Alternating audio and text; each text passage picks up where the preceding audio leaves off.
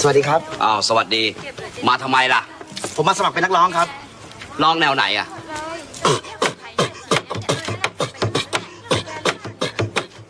20 30 40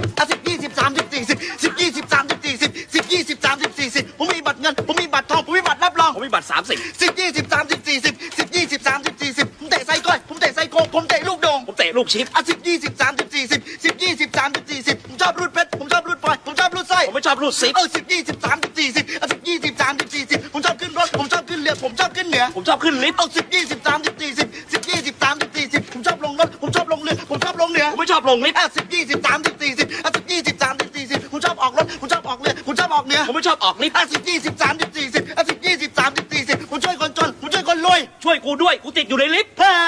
เฮ้พ่อมึงเนี่ยแนวอะไรของมึงเนี่ยเฮ้ยใครก็ได้หยิบมันออกไปทีน่ารำคาญเหลือเกิน